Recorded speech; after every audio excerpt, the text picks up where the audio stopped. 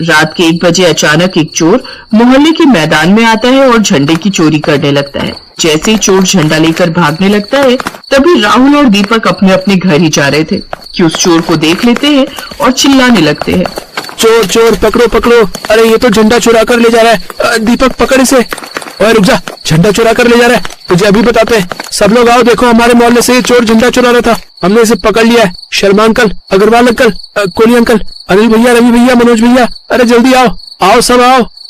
राहुल और दीपक का शोर सुनकर अग्रवाल जी और शर्मा जी के बेटे दौड़ कर आते हैं। क्या हुआ राहुल? दीपक कौन है ये? रवि भैया, ये चोर है, हमने इसे झंडा चुराते हुए पकड़ा है। हैं? झंडा चुराते हुए? मुझे माफ कर दो अंकल, मुझसे गलती हो गई, मैं चोर नहीं हूँ। चोर नहीं है तो फिर ये झंडा क्यों चुरा रहे थे?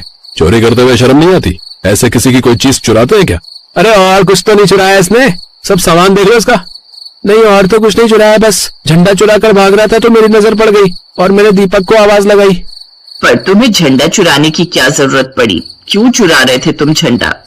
आंटी जी, मैं बहुत गरीब हूँ, फुटपाथ पर भीख मांगता हूँ। बहुत दिनों से मेरी माँ बीमार है, मुझे कोई काम नहीं मिल रहा। जगह जगह काम ढूंढ रहा था कि कोई काम दे दे, पर सबने मुझे काम के लिए मना कर दिया, इसलिए मुझे भीख मांगनी पड़ी।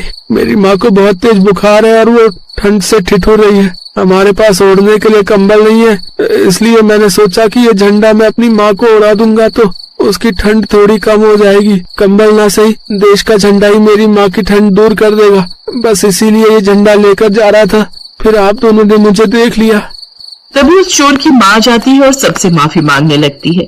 रामू मेरे बच्चे, मैंने तुझे कहा था ऐसा कोई काम मत करना जिसकी वजह से तुझे परेशानी हो। मैं ठीक हूँ मेरे बेटे, मुझे ठंड नहीं लग रही। मेरे बच्चे को माफ कर दो, ये मेरी वजह से ये सब कर रहा था। अचानक वो औरत जमीन पर गिरकर बेहोश हो जाती है। सब मोहल्ले वाले उसे संभालते हैं।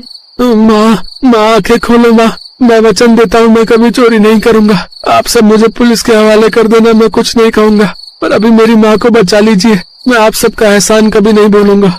रवि बेटा, तुम रामू की माँ को देख लो, इनका इलाज करो। जी पापा। शर्मा जी का बेटा रवि एक डॉक्टर था। उस समय एक डॉक्टर के फर्ज को निभाते हुए रवि रामू की माँ का इलाज करता है। रामू की माँ सच में बहुत बीमार थी और कमजोर भी। रामू और उसकी माँ की हालत देखकर मोहल्ले के सभी लोग बहुत भावुक हो जाते हैं। सबकी आंखों में आंसू आ जाते हैं। उस रात रामू और उसकी माँ को सबने रहने की जगह दी। अगले दिन 26 जनवरी थी। रामू और उसकी माँ जाने लगे थे।